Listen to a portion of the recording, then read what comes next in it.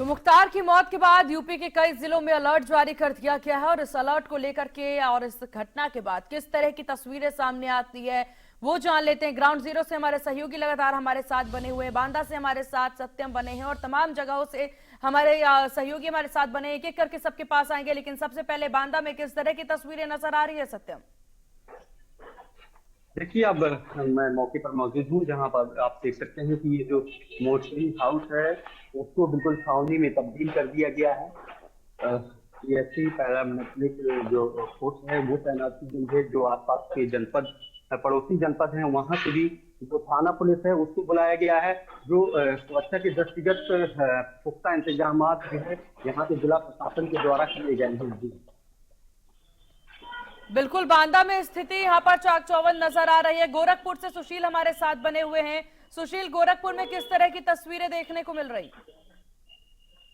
देखिए, निश्चित रूप से मुख्तार अंसारी की मौत के बाद से जो डीजीपी की तरफ से अलर्ट जारी किया गया है उसकी तस्वीरें यहाँ भी देखने को मिल रही हैं। क्योंकि जुमे की नमाज है और ऐसे में किसी भी तरह की कोई दिक्कत ना हो, इसको लेकर खास इंतजाम किए गए हैं। क्यूआरटी के साथ साथ जो एसएसबी के जवान हैं, पुलिस के थाना के जो फोर्स हैं और साथ ही फायर ब्रिगेड की टीम है, सबको अलर्ट पे रखा गया है। सभी फ्लैग मार्च कर रहे हैं और सभी जगहों पर सुरक्षा के पुख्ता इंतजाम है। क्योंकि अभी कुछ ही घंटों के बाद जब पोस्टमार्टम के बाद वहां से मुख्तार अंसारी का जो शव वहां से निकलेगा तो सीधे गाजीपुर के कब्रिस्तान में पहुंचेगा, जहां पर उन्हें सुपुर्द खाक किया जाएगा। उसको लेकर के सभी जगहों पर सुरक्षा के पुख्ता इंतजाम किए गए हैं।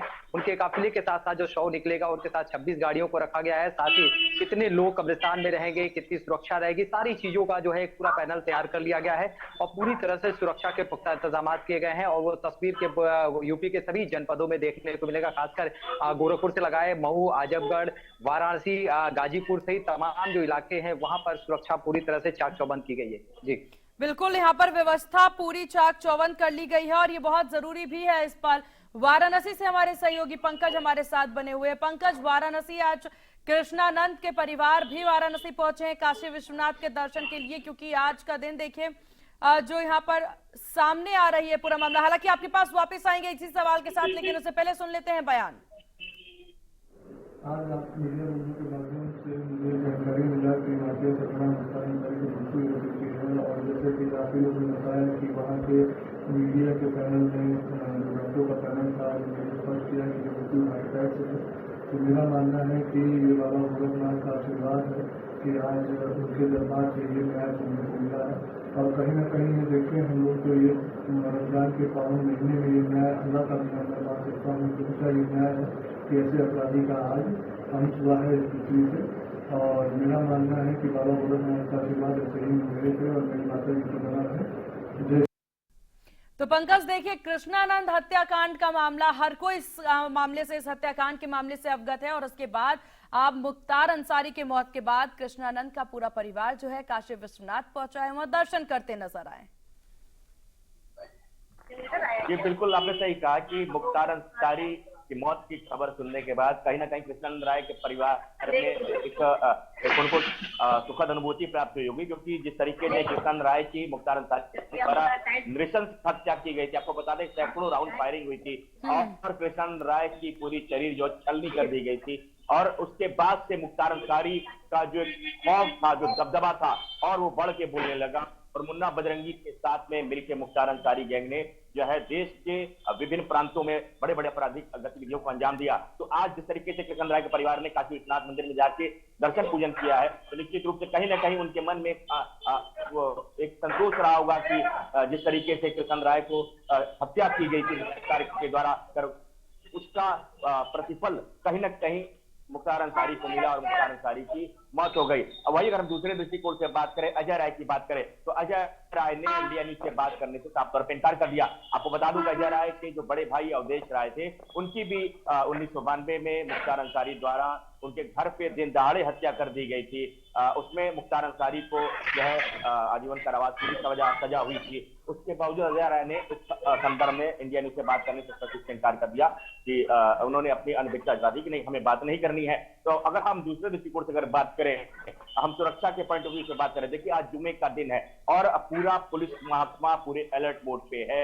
अगर हम बनारस जोन की बात कर लें तो एडीजी जोन पीयूष मोडिया ने भी जो जनपद के जो अगर जोन के जो 9 जनपद है वहां पे पुलिस प्रशासन को मुस्तैद रहने को कहा है। और बनारस और सोनभद्र के लगभग आधा दर्जन जो कमांडेंट जो पीएससी की जो बटालियन है वो विभिन्न जनपदों के लिए रवाना की गई। अगर हम बात करें गाजीपुर के लिए गई है, 3 बटालियन गाजीपुर के लिए रवानगी की गई है बनारस से। और वही हम बात करें सोनभद्र से भी जो है मऊ के लिए जो बटालियन रवानगी की गई है। तो शहर के जो भी मिश्रित आबादी वाले क्षेत्र हैं या मुस्लिम बहुल क्षेत्र हैं वहां पे विशेष चौकसी बरती जा रही है।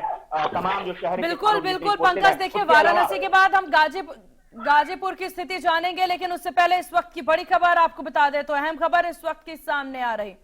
तो इस वक्त की बड़ी खबर आपको बता दे तो अहम खबर इस वक्त की आ रही सामने। माफिया मुख्तार को आज किया जाएगा दफन। बड़ी खबर इस वक्त की, माफिया मुख्तार को आज दफन कर दिया जाएगा।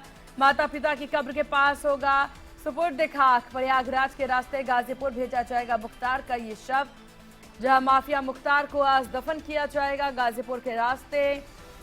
मुख्तार अंसारी को आपको बता दें कि आज माता पिता के कब्र के बगल में ही मुख्तार अंसारी को दफनाया जाएगा।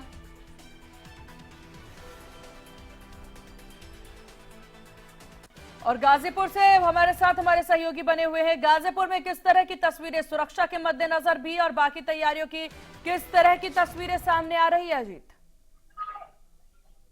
जी, मैं आपको बता दूं कि अगर गाजीपुर की बात करें तो इस समय मैं इसी कब्रिस्तान पर हूँ जहाँ पर आज शाम तक मुख्तार अंसारी को सपुर्द खाक किया जाएगा। और मैं बता दूं ये वही कब्रिस्तान है, मैं दिखाना चाहूंगा कि ये वही कब्रिस्तान है जहाँ पर अभी जो कार्य चल रहा है, लोग यहाँ पर एकत्रित जो है खुदाई हो रही है। और मुख्तार अंसारी को प्रयागराज के रास्ते यहाँ पर गाजीपुर लाया जाएगा। मैं दिखाना चाहूंगा कि देख सकते हैं कि किस तरह से यहाँ पर जिस तरह से यहाँ पर तैयारियां चालू है, जोरों शोरों पर तैयारियां चालू की गई है।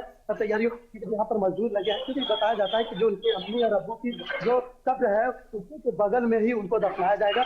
आपको मैं दिखाना चाहूंगा जिस तरह से आप देख सकते हैं कि आप देख सकते हैं कि और ये इनके मम्मी का, मैं दिखाना चाहूंगा कि ये इनकी मम्मी का कब्र है और ये इनके पापा का कब्र है। और जहाँ पर आपको बता दें कि ये इनके पूरे खानदान की कब्र है। उसके बाद आपको मैं दिखाऊंगा कि ये वही जगह है जहाँ पर मुख्तार अंसारी को भी यहाँ पर दफनाया जाएगा। और आपको बता दें कि कुछ थोड़ा जिस तरह से पोस्टमार्टम होने के बाद उनको लाया जाएगा और प्रयागराज के रास्ते से लाया जाएगा। और यहाँ पर जिस तरह से पुलिस प्रशासन की बात करें तो सबसे सबसे पर पुलिस प्रशासन तैनात कर दी गई है। बनारस से भी 2 बटालियन जो चाहे बीएसएफ की गाजीपुर के लिए रवाना कर दी गई है। और ये आप देख सकते हैं कि ये वही कब्रिस्तान है, यही उनकी अम्मी है तो उनके बगल में उनके अब्बू का है, तो जस्ट उन्हीं के बगल में मुख्तार अंसारी को भी सपुर्द खाक किया जाएगा। जी, चाक चौबंद है, ये भी देखी जा सकती है। सत्यम हमारे साथ बांदा से लगातार बने हुए हैं। सत्यम, यहाँ पर पोस्टमार्टम की प्रक्रिया शुरू हो चुकी है, किस प्रकार से यहाँ पर पूरी टीम मौजूद है, क्या कुछ अपडेट? देखिए, बता दूं कि ठीक थोड़ा देर पहले लगभग 1 घंटे के आसपास हो चुका है, जबकि और जो मुख्तार के लड़के हैं उमर, वो यहाँ पर पहुंचे हुए थे। और पंचनामा के बाद में पोस्टमार्टम की जो प्रक्रिया है तो वो की जा रही है। अंदर जो डॉक्टर हैं, 5 पैनल के डॉक्टर हैं और मजिस्ट्रेट पूरी पोस्टमार्टम की प्रक्रिया की जा रही है। बिल्कुल, पोस्टमार्टम की प्रक्रिया शुरू हो चुकी है। इसके बाद हम गोरखपुर भी चलेंगे, वाराणसी से भी हाल जानेंगे, लेकिन उससे पहले क्योंकि राजनीतिक गलियारों में मुख्तार अंसारी के मौत के बाद चर्चाएं काफी ज्यादा तेजी से देखने को मिल रही है। इसके बाद तस्वीरें आपको दिखा देते हैं। अखिलेश यादव ने ट्वीट करके क्या कुछ कहा है, पहले वो जान लेते हैं। तो अखिलेश यादव के द्वारा मुख्तार अंसारी के मौत के बाद कहा गया, तो मुख्तार की मौत पर अखिलेश यादव का देखिए ट्वीट सामने आया है। इस पर उन्होंने पोस्ट किया है, सरकारी अराजकता के सबसे बुरे दौर में है उत्तर प्रदेश। ये यूपी में कानून व्यवस्था का शून्य काल है। सरकार की अराजकता के सबसे बुरी दौर में होने की बात यहां पर अखिलेश यादव के द्वारा कही गई है। ये उत्तर प्रदेश के कानून व्यवस्था का शून्यकाल है, ऐसा अखिलेश यादव कहते नजर आए। तो मुख्तार अंसारी की मौत के बाद जिस तरह की, और ये एक्स पर पोस्ट देखिए अखिलेश यादव के द्वारा किया गया है। और ये पोस्ट आपके टीवी स्क्रीन पर, जहां सरकार को घेरने की कोशिश अखिलेश यादव के द्वारा की गई है। बीजेपी सरकार को, योगी सरकार को घेरते हुए अखिलेश यादव नजर आए और उन्होंने सीधे तौर पर कानून व्यवस्था पर भी सवालिया निशान खड़े किए हैं। उन्होंने कहा यह उत्तर प्रदेश की कानून व्यवस्था का शून्यकाल है। और हमारे सहयोगी ग्राउंड जीरो से लगातार हमारे साथ बने हुए हैं और एक एक करके चलिए जान लेते हैं सभी का हाल। वाराणसी से पंकज हमारे साथ बने हुए हैं। पंकज, अखिलेश यादव के द्वारा ट्वीट किया गया और उन्होंने सरकार पर निशाना साधा, कानून व्यवस्था पर निशाना साधते नजर आए। कहीं एक तरफ देखा जाए तो मुख्तार अंसारी की मौत के बाद कुछ लोग जो हैं वो खुशी मनाते नजर आ रहे हैं, जो कि त्रस्त थे मुख्तार अंसारी के प्रकोप से, और उसके बाद कुछ ऐसी भी तस्वीरें सामने आ रही है जो कि सरकार के कामों पर सवालिया निशान खड़े कर रहे हैं। और इसके पीछे की मुख्य वजह ये मानी जा रही है क्योंकि मुख्तार अंसारी के द्वारा कहा भी गया था, मुख्तार अंसारी के भाई के द्वारा कहा गया था, स्लो पॉइजन की बात कही गई थी और ये सबसे बड़ा मुद्दा है इस वक्त।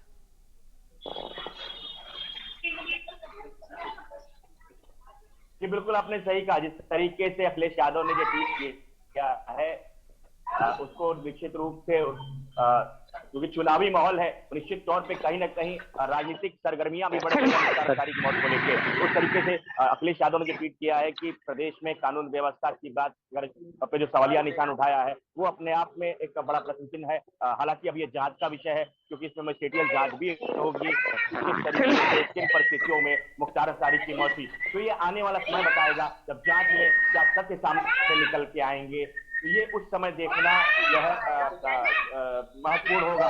फिलहाल अगर हम आज की बात कर ले, अभी की बात कर ले, तो निश्चित तौर पे मुख्तार अंसारी की मौत को लेके राजनीतिक गलियारों में चर्चाएं काफी तेज हो गई हैं और तमाम विपक्षी दलों की बात कर ले तो सरकार पे वो सवालिया निशान उठा रहे हैं। कहीं ना कहीं सिस्टम में कुछ गड़बड़ियां थी। जिस तरीके से मुख्तार अंसारी ने अपने मौत का पहले ही अंदेशा जाहिर कर दिया कि उनको स्लो पॉइजन दिया जा रहा है, जिसकी वजह से उनका स्वास्थ्य बढ़ गया है और इस तरीके के तमाम जो सवाल उनके परिजन भी उठा रहे हैं और तमाम तरीके के आरोप लगा रहे हैं। तो जैसे बताना चाहेंगे कि अब ये मामला जांच के बाद ही समझ में आएगा कि किन परिस्थितियों में बिल्कुल जांच के बाद सारी चीजें समझ आ जाएगी। पंकज, सुशील हमारे साथ गोरखपुर से लगातार बने हुए हैं।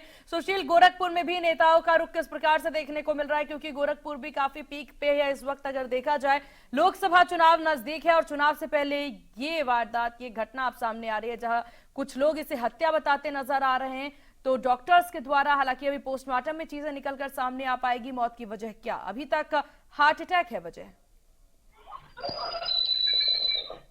देखिए, चूंकि साफ तौर पे डॉक्टरों का जो पैनल था उसने साफ तौर पे कहा है कि कार्डियक अटैक की वजह से जो है मुख्तार अंसारी की मौत हुई है। चूंकि उन्हें उल्टियां हो रही थी जेल में, उसके बाद उनकी हालत बिगड़ने पर उन्हें जो है अस्पताल में भर्ती कराया गया मेडिकल कॉलेज में। वहां पर उनकी हालत और ज्यादा बिगड़ी, आईसीयू में थी और वहां पर कार्डियक अटैक के कारण जो है उनकी मौत हुई है।